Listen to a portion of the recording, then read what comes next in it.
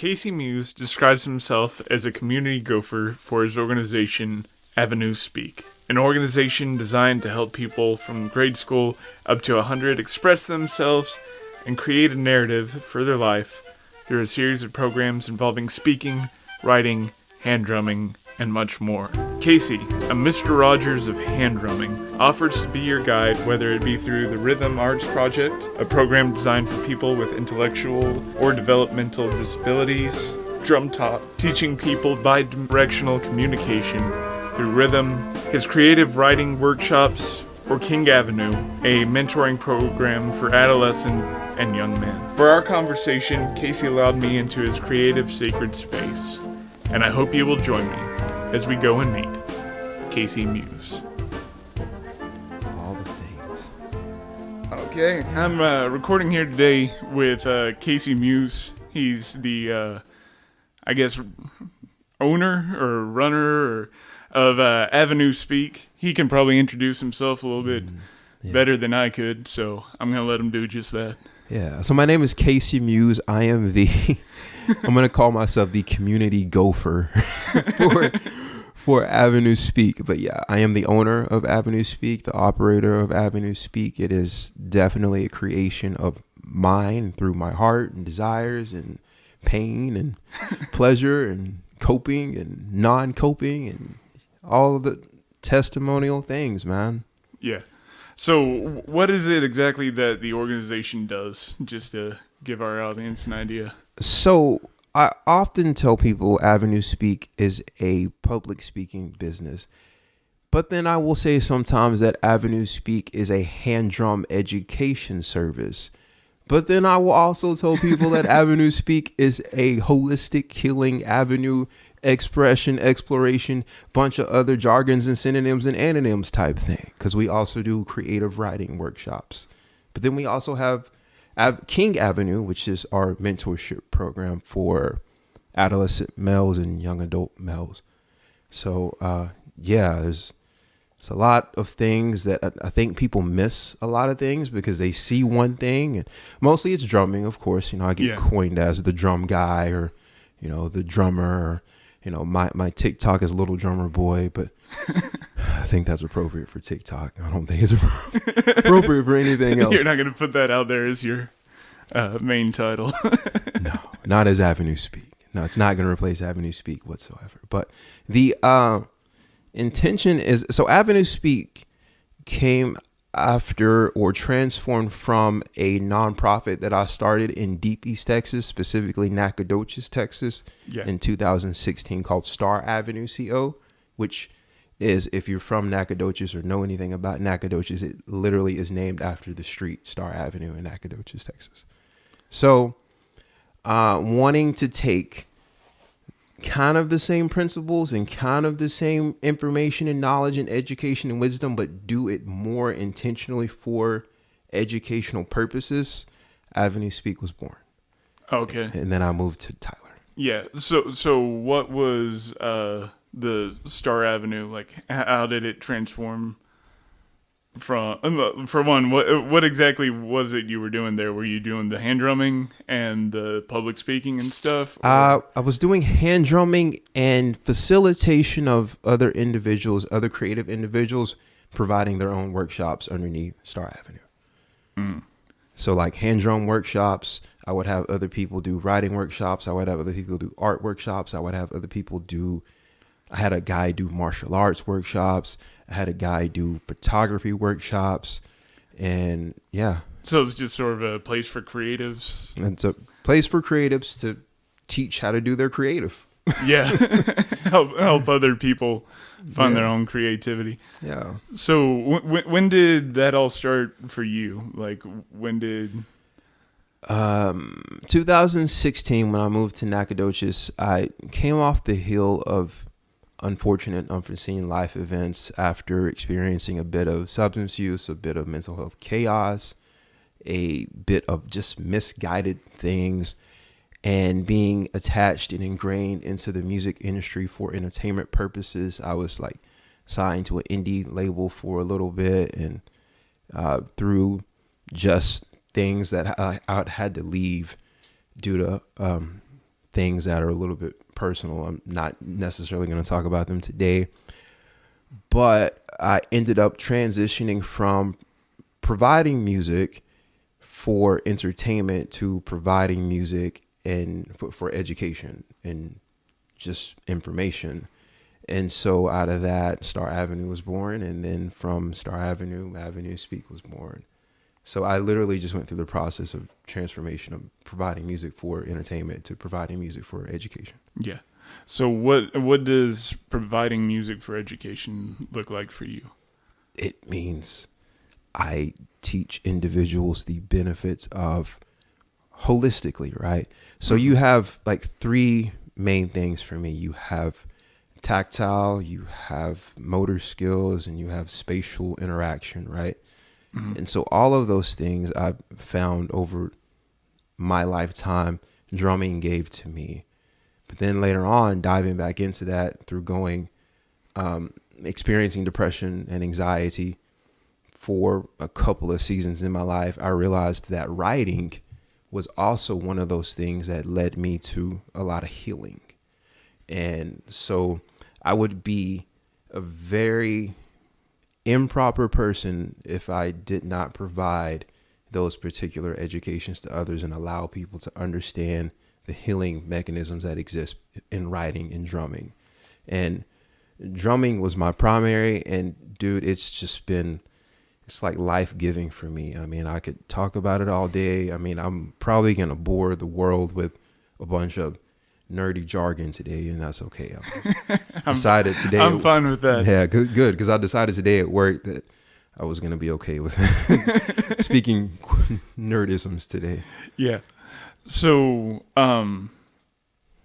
so you mentioned like the healing aspect. You talked about depression, some, substance abuse and stuff in your past. So, I want to start with drumming, and then I want to go with writing. How did you find the healing for that? Besides, or was it just providing that service to others?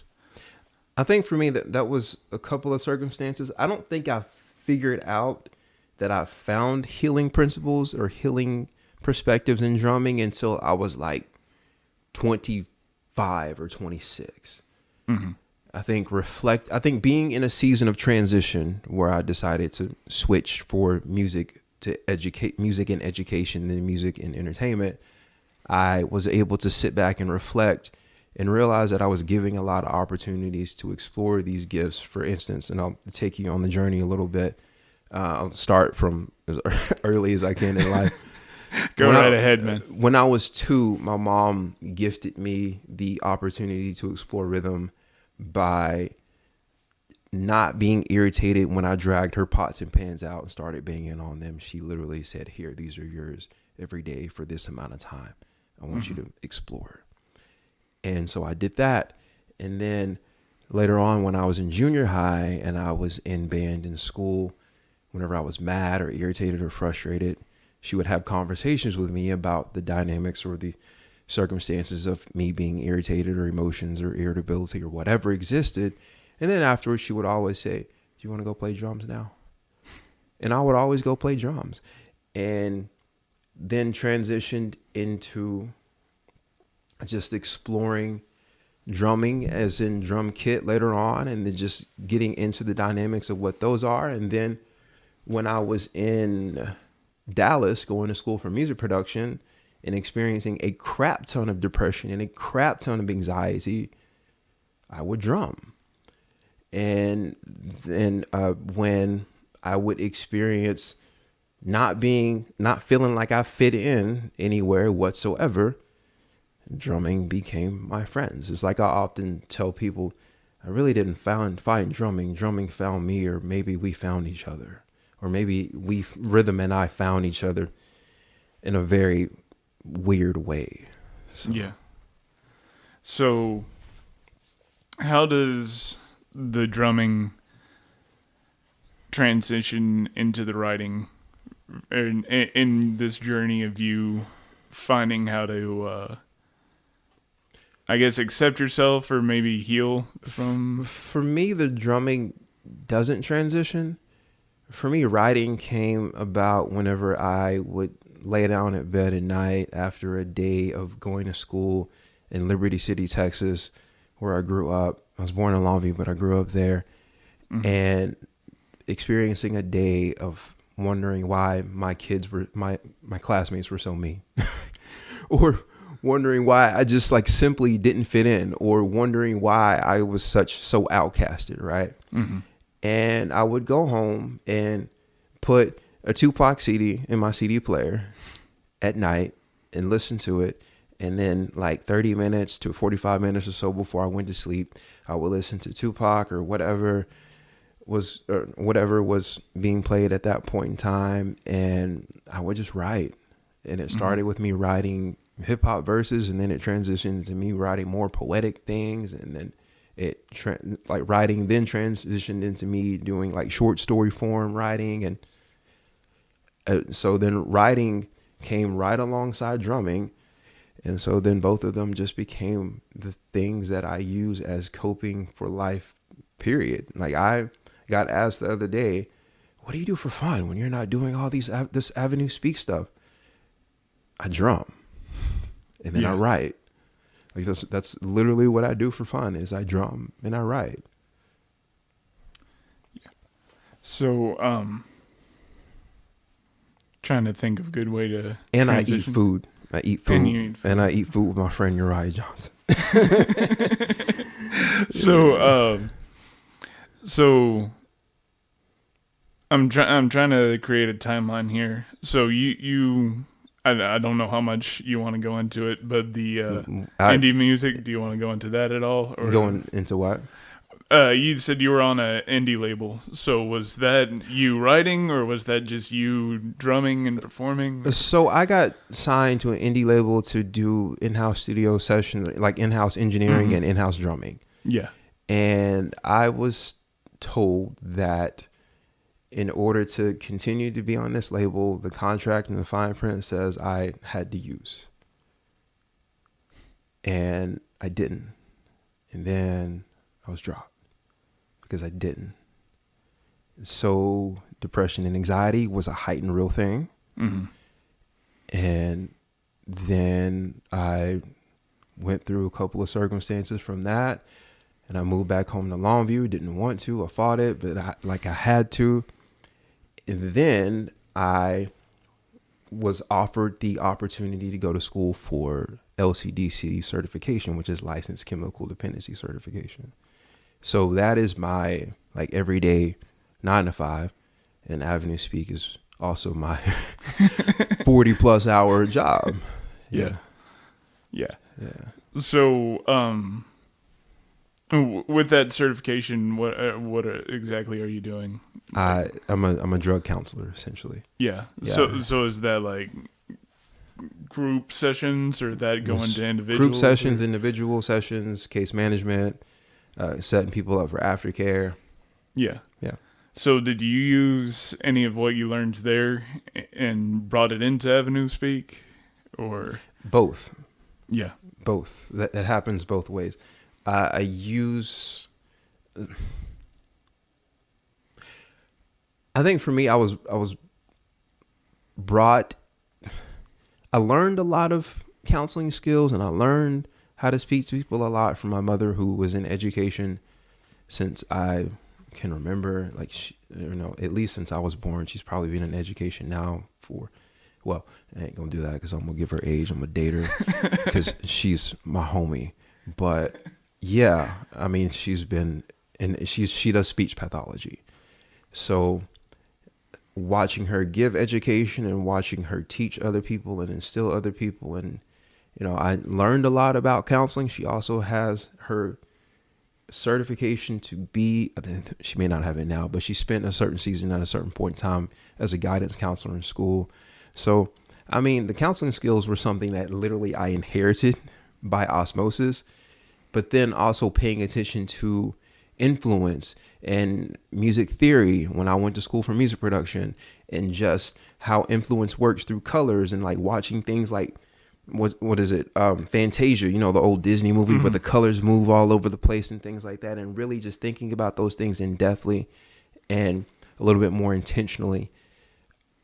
And then I think going to school for counseling allowed me to attain a new depth for counseling and the ability to speak to other people for empathy and caring and concern. But then developing Star Avenue and then transitioning to Avenue Speak, man, it's a blessing because every day I think I grow sharper in my ability to speak to others. Mm-hmm. So you mentioned the ability to speak to others. So I was wondering,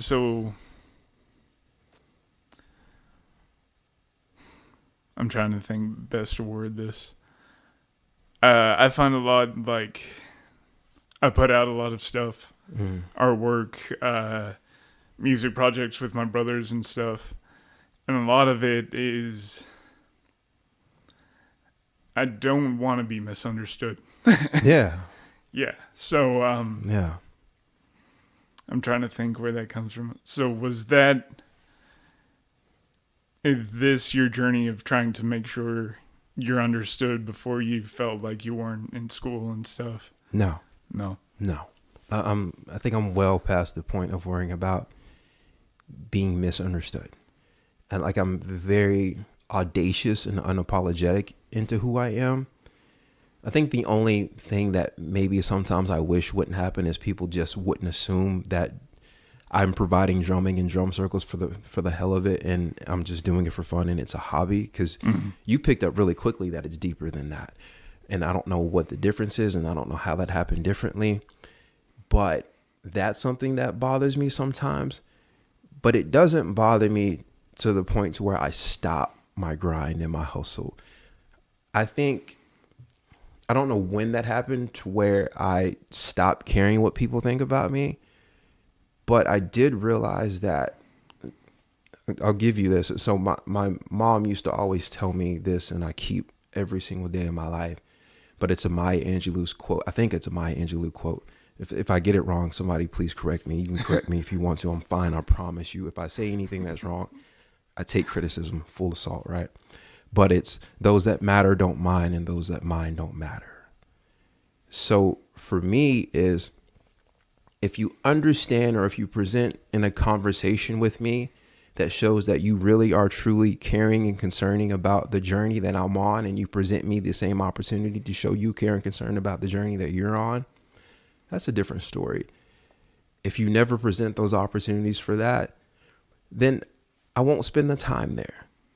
But that also allows me to save my time and my energy to carry on for Avenue Speak and the people that it's meant for. Because it's not meant for everybody, but those it's meant for, it's fully meant for. Yeah. Yeah. Does that make sense when I say that? No, right? It does. Yeah. I'm trying to think just where I want to go with the conversation. You can go wherever you want. Yeah. You can go there. So, and then we can circle back. So, I know you do a lot with people with learning disabilities and stuff like that. For sure. Yeah. So I listened recently to a podcast. It was with a lady. She actually has fairly severe autism, but her whole thing was she wanted to make slaughterhouses, as funny as it sounds, more humane, cause the least amount of stress to the animal and everything like that. I definitely have heard of people doing that before. Yeah. So her whole thing was she was not a verbal learner, right? Yeah. And most of how she learned was tactile experience, stuff like that, and talking about how we don't, in our education system and stuff, have a way reach out to nonverbal intelligence. So would you feel like what you're doing, aside from the writing part, of course, for sure, but with the drumming and stuff, do you see improvement in people when what you're teaching? And if you want to go into what exactly you teach, you can go right ahead. No, I will. So there's 2 drumming programs that I have. One is called Drum Talk, and one is called Trap Learning. And Trap Learning is the Rythm Arts Project. And it was founded by and developed by a guy named Ep8 in California. And Eddie and I had a conversation on the phone one day during COVID when I was going through it. I was like depressed like a mother. It was wild. I was trying to figure out what was going to go on with all my things and what the next move was going to be, right? Mm-hmm. And I received a call from a good friend of mine in Nacogdoches. I was sitting in my office in Lufkin. She said, hey, I want you to call this guy, a friend of mine in California, speak to him about drumming because you guys speak a similar language. And I called him and we spoke for like a few hours. And by the end of the call, he was like, listen, I want to set up a conversation with you with what it looks like to provide trap. And in that next conversation, halfway through the conversation, he had emailed me the curriculum. He said, do with it what you wish.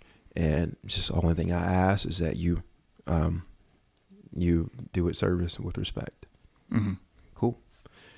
So trap is the Rythm Arts Project, and it is specifically for individuals with intellectual disabilities across all ages and across all other demographics, whether it is mobility impaired, whatever, right? And so it's a 3-tier thing, and it's amazing. So specifically how I provide it is for neurodivergency, which is Down syndrome, autism, ADD, and ADHD, right? Mm-hmm. Those 4 specifically. And I have I do groups, I do individuals, I do this thing called the Parent Trap, which is providing parents with the way that they can continue autonomy, or they can instill it to their child or their grandchild or whoever has that neurodivergent disability or barrier or whatever that may look like. Drum Talk is everything that trap does not provide. And I do that because trap is in a very niche thing, right? Mm-hmm. But if somebody wants a big drum circle that is broader than the scope that trap has quantity for, I want to be able to help you out. I want to be able to provide, right? I am your guide on this story that allows you to help I am your guide on this story that helps you allow what it looks like for you to become your own hero so that you can defeat your own or learn how to fight your own villains. Does that make sense? Right? Yeah. Yeah. So my thing is, I want to allow myself to be your guide, but drumming is the tool. Writing is the tool, right?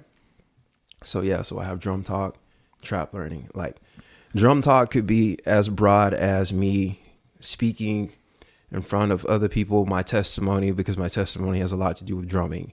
And then I guide them through 10-minute back and forth drumming call and response, right? Mm-hmm. Or just like 5-minute exercise or 20-minute exercise. Drum Talk may be as simple as I'm standing up speaking about no drumming, or I have no drums, but I'm speaking to you about rhythm and frequency and tempo and how you are the author of what all of those things look like, and allow you to create the tempo about what it looks like to slow the pace down when others are encouraging you to speed the pace up. Yeah.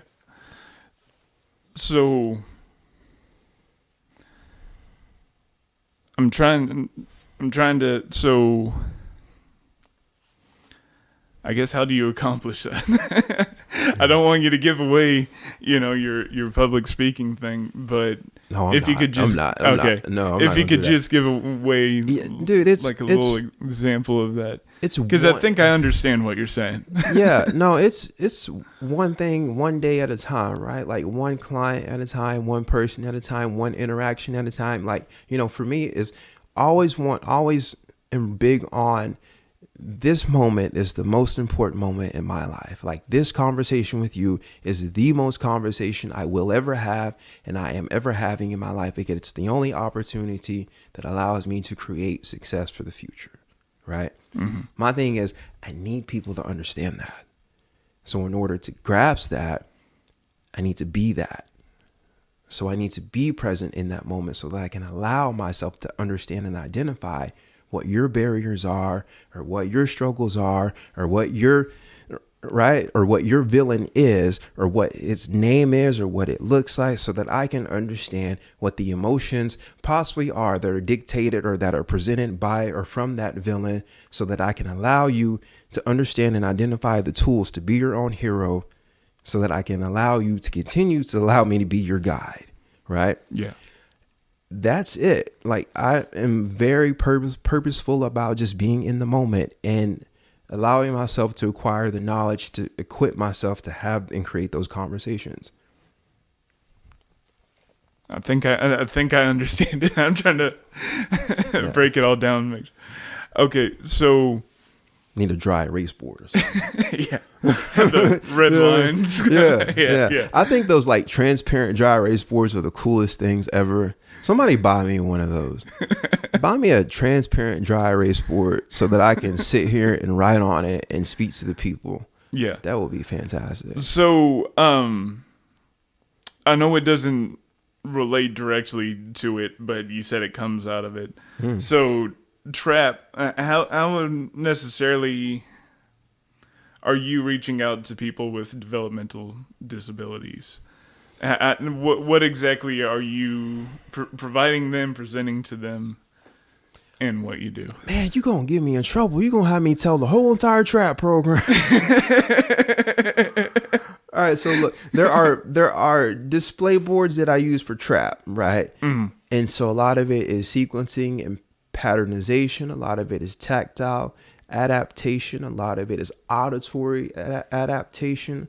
I mean, it's very sensory deprivation provided, right? And so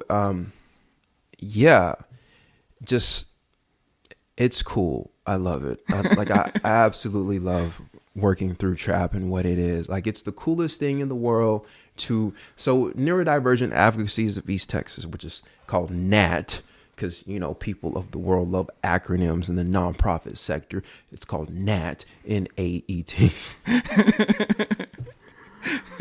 And did that bug you?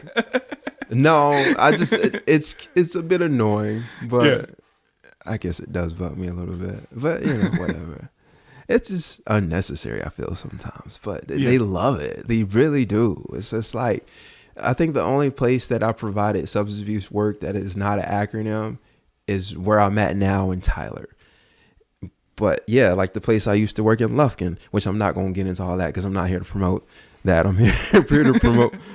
But that place was called like the whole entire, there's like it was 7 acronyms for one word. I'm like, what the actual mess? So the same word, it was just at the source? No. It's 7 words. But like the beginning of each word is like, it's like A, B, C, D. Like the whole thing is so crazy. But literally it's like 7 words. It's the name of the organization. Yeah. Nah, it's all marketing. Trust me. You go through a marketing course. I know. And I know you just hate everything by the end of it. Yeah, I know. Like sometimes I can't stand alliteration, but it's so needed. Yeah. It's so annoying. So annoying. Yeah. So I wanted to ask you, because when we set up in here in this room, you were talking about what a sacred space this is for you. Yeah.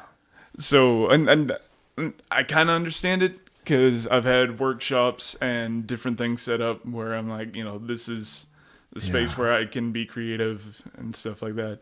But I want to know personally for you what that means.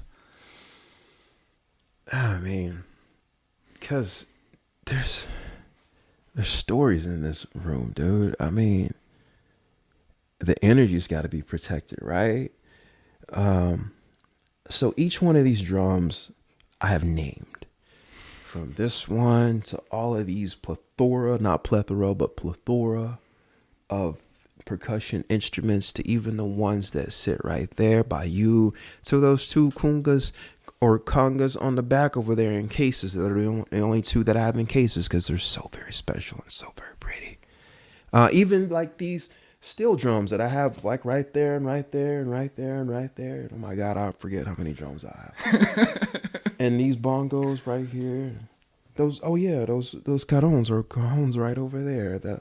And this one over here is from Haiti, right? But like I got this one in 2018, I believe, when I was in Haiti. I got asked to go on a mission trip with another nonprofit called One Foot Raised from Nacogdoches, Texas.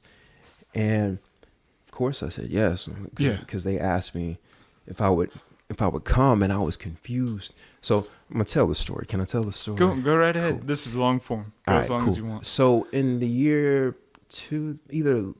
early 2017 or late 2016, I was doing a drum circle in downtown Nacogdoches, Texas, on the corner right there where the old Godtel building used to be. And we were just having it. And it just so happened to be homecoming weekend in Nacogdoches, Texas. So the streets were a little crazy, right? And it was wild. And so we have a guest feature, Honey's random rhythmic activity, her first hell banging on things. I love you, honey. But yeah, man. So we were out and just having a ball. I mean, I was out there. I didn't have near as many drums as you see here right now. Mm-hmm. I think I had like 4, and other people brought other ones, right? But so there was a guy that peered around the corner. Him, his wife, his 2 biological kids, and his 2 adopted kids from Haiti. And this is a white couple, right? They got white biological kids. They got 2 adopted kids from Haiti. Mm-hmm. It's great. And so just so happens, this is the same guy that when I moved to Nacogdoches, Texas, owned a yard, like a landscaping company, right? And when I called first guy to book my landscaping for my house that I was renting, he was actually the guy that I called.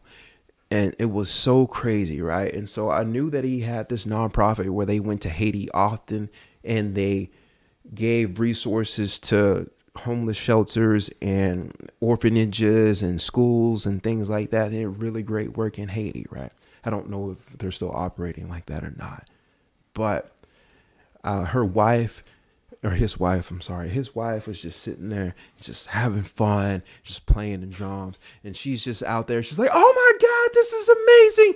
Oh, I got to bring you to Haiti. And I'm like, just sitting still for a minute, because I'm like, is this really going to happen? I don't want to get excited about it because it might not happen. Oh my God. But I'm kind of like jumping in my bones a little bit, right? Because I'm excited. Right? A year later, I'm sitting on my couch. Sitting, like, checking my Facebook Messenger. I get a Facebook message from her. Hey, it's Becky. I've been praying about you guys in Haiti and yada, yada, yada, blah, blah, blah. I got a date for you coming up. And the date is like a month from now. And I'm like, holy crap. I don't even have a passport.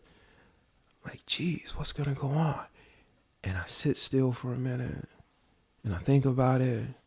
And I'm like, I'm going to get this done. And then her husband, he calls me, or I call him. We reach something. He's like, hey, man, listen, I'm going to meet you at Taco Casa around the block. We're going to talk about this. I'm like, cool. We talk about it. We make a plan. I get to it. I raise all the funds to go to Haiti for I don't remember, but I raised all the funds. And the plan, what she wanted was, she wanted me to come to Haiti. Like, I didn't know what she wanted really, but I came to Haiti. I packed like 5 hand drums in suitcases, or in one suitcase, right? Yeah, like smaller ones, of course, yeah. Right? Like I packed a couple of Dubecas or Darbecas or whatever, I forgot what the other word, but they're Middle Eastern drums, right? Yeah. I packed a couple of bongos and another one. I packed a wooden bongo from my guy named Enrique Monguia. Sorry if I keep name dropping, but these people are really important people to me, so I feel like they deserve all the shine in the world. Yeah. So, and I went to Haiti and I provided like 4 drum circles in the span of 7-8 days when I was in Haiti. I did one on the beach. Like most of them were in the mountains because it's Haiti. We're gonna go up the mountains and stuff, right? So my number one stated goal was to go to Haiti and come back with another hand drum, with that logo on it, because that logo is the logo for my nonprofit. That's the only thing I was working under at that point in time, right? In the picture of it, you see it's got, I see you are a watch nerd to some degree, but the picture of it is a watch face. You see the tachometer and then the watch hands are right there, and the indices right there as well. So I had received a gift previously before I went to Haiti. It was like a little cheap Japanese watch, but it had the logo on it, right? Yeah. On the dial. So they took a picture of it and then they went and etched my logo. So this drum is from Haiti. That cajon, the big one on the bottom, is my guy Enrique made that for me, and he put the logo on it. Like, all of these drums have names in their testimony. You see they're dinged and scratched because kids had like flipped them over, and you know, this, man, it's wild, dude. Yeah. And like, yeah, man. So for me, like, this room with like all of my drum, like this drum kit is like the one, like my mom bought me this. It's like the first drum kit I ever got, and it means the world to me, right? Because like she sewed that. It's like her continuation of sowing the seed of her believing in me and her understanding that this is something that God has created and put inside of me, right? And then, like, dude, you're gonna get me going on rants forever. Like, but That's fine, man. I love the rants. Yeah, dude. Like, this drum's name is Kente. I got a black steel drum. It's his brother. That drum's name is Kunta. Right? Yeah. Like, I got these two. This is Malcolm. This is Martin. This is Betty. This is Coretta. If you know your black history, if you don't, I'm going to tell you now. This is Malcolm X. This is Martin Luther King. This is Coretta Scott King. This is Betty Shabazz X. Right? Like, it just, you know, this drum's name is Grimace, because Grimace is, you know, the face your kid makes when you tell your kid to go do something and they don't want to do it and they pout. Not personally, but I've seen it in my nieces and nephews. It's the face Honey makes when I like, Honey, go outside. She's like, she pouts, right? Yeah, man. Like, this is Azul, which is blue in Spanish, and I don't know why. Some of them I didn't name. Some of them my clients have named, providing group sessions for like substance abuse and things. Yeah. This drum's name is Seven. I didn't name Seven, but I think they named it Seven because seven is like, my favorite color is Roy G. Biv, which is the 7 colors of the rainbow. I mean, yeah. You know what I mean? Yeah. Yeah, dude. So I am interested in the hand drumming, because you talked about, you know, playing the kit. And, yeah. I forgot one. Look. You see that drum right there with the hole in it? Which one? Right there. Yeah. That drum is what started all this mess. And I haven't gotten the head replaced yet because I don't know how to do that. Yeah. No, I've wanted one of the traditional djembes forever, but I'm like, it's gonna get out of tune. Oh my God. Or something's gonna happen, and I'm not gonna be able to. They sound so beautiful. Yeah. Like, no other djembe that I have sounds like that one did. Yeah. Like that one. Well, that's what's great about the ones, especially from Africa and stuff. It's not a manufactured process, you know. Everyone's different. Like, no other kunga that I have sounds like that one right there, because that is straight skin and hide, and it comes straight from Haiti.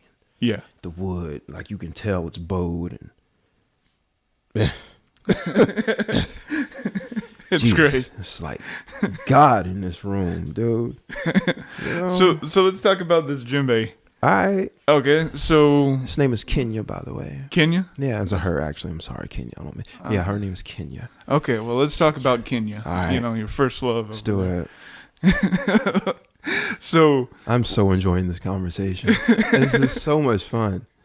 Listen, I'm honored. I truly am, Isaac. I don't think you understand how honored I am. I think this is the first time I've been on a podcast that I have, that like, people were like, tell me about you, not only you, but then all the other things. This is amazing. Thank you. Well, that's Isaac. important, man. Yeah. That's the thing. Today we get people in glimpses, and we have short interviews, even though we got 24-hour Yeah. news cycles. Yeah. I can't tell you what anybody has said if I watch the news more than a 3-second Yeah. clip, Right. I want right. people to know who people are. Come So on. if we'll go back to Kenya, Let's do stop it. talking about me. Let's do it.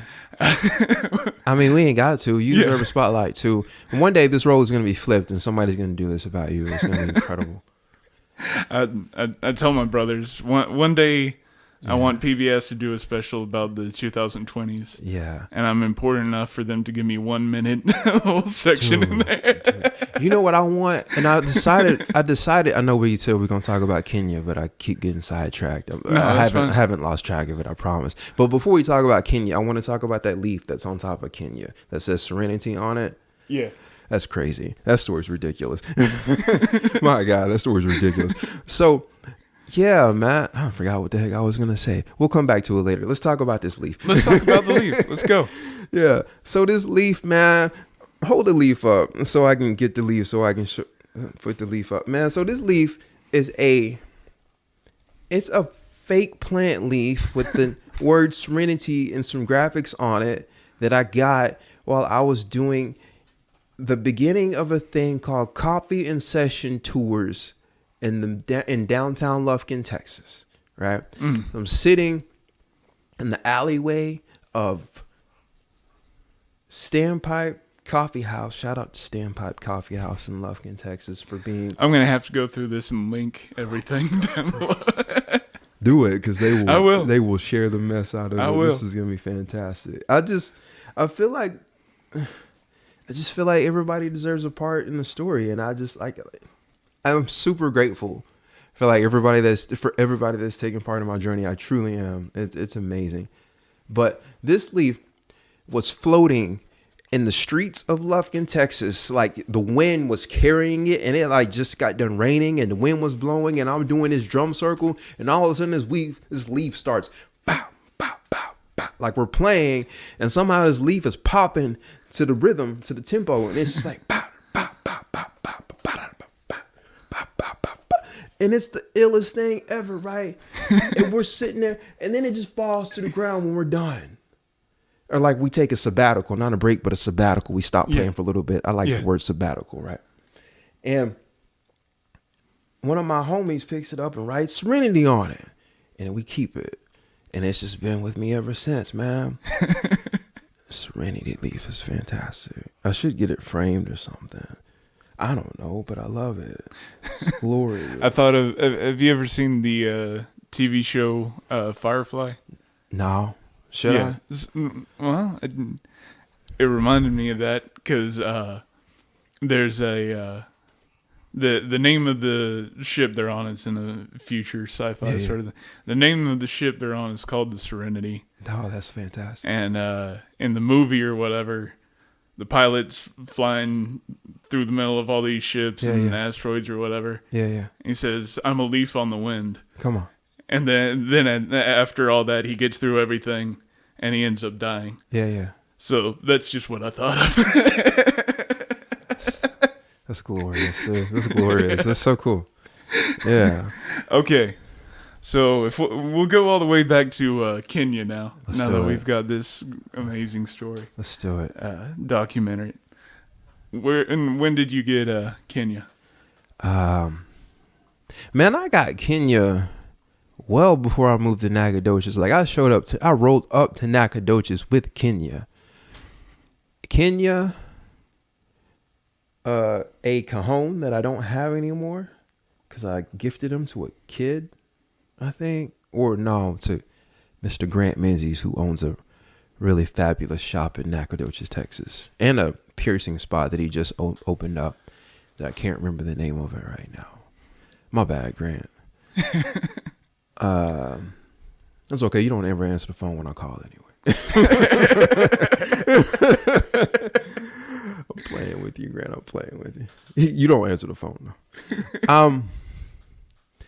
Yeah, man. I had literally just had those two. I'm trying to think if I had a third, but we're gonna go with the story that I just had those two because I don't remember a third one.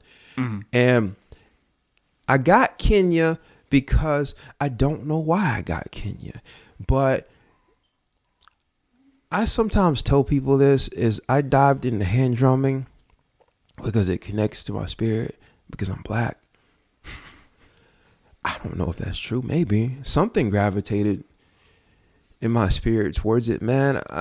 It's probably like 2013, 14. I got asked to do music at a Methodist church in Longview, Texas, which is obscure. Music at a Methodist church? It was crazy. Yeah, but mentor of mine was like, yeah, man, I'm trying to break barriers and do something different and, you know, bring a different vibe and atmosphere, right?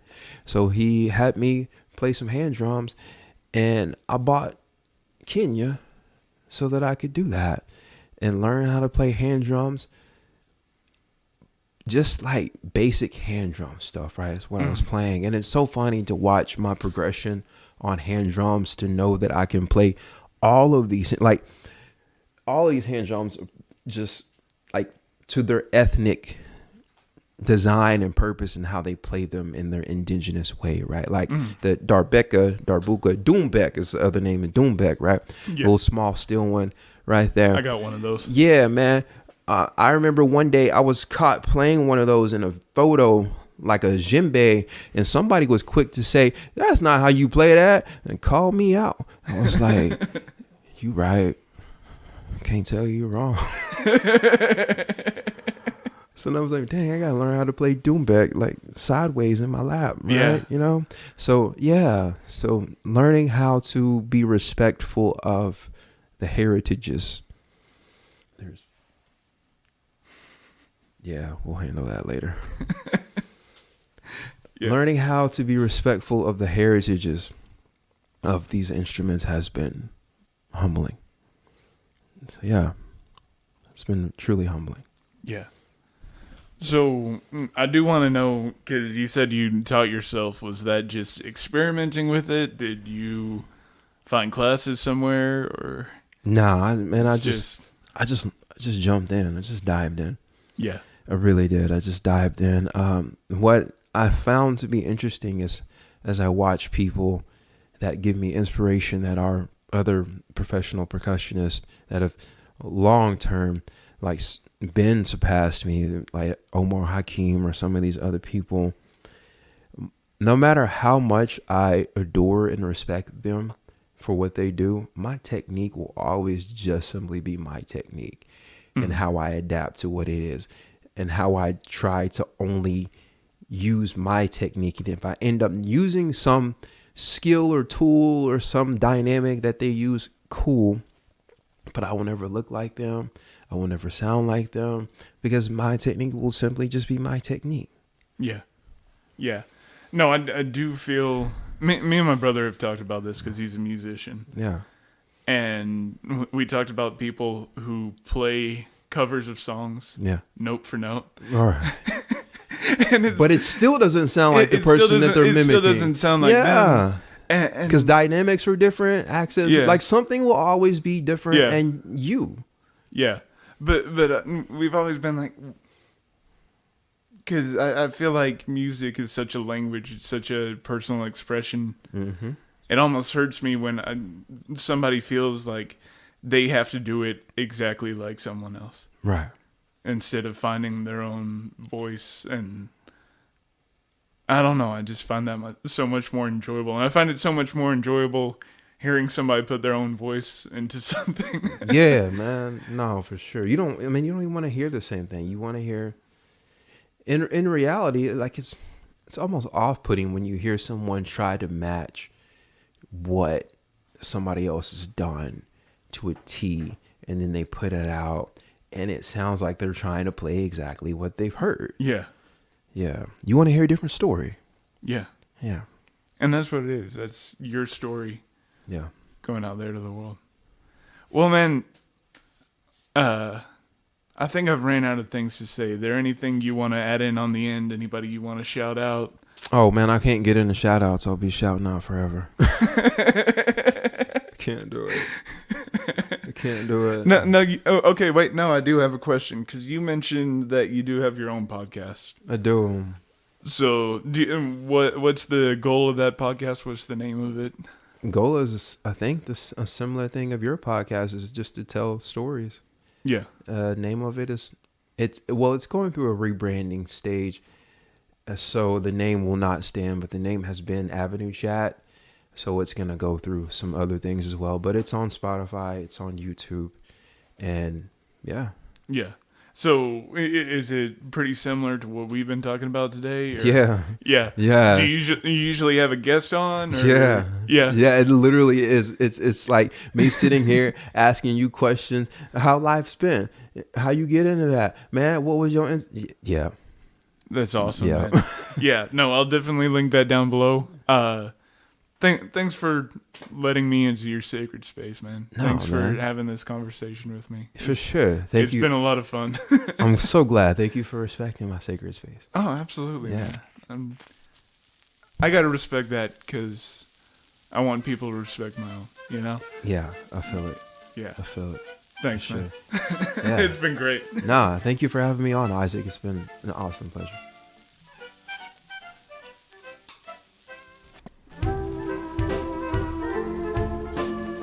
Oh, hi. You actually made it to the end. Not many people do that. I guess you enjoyed it. If you enjoyed it, go ahead and like and subscribe. Share it with people if you want to. And just tune in next time because I'm always interviewing different people. Thanks a lot. Have a good one.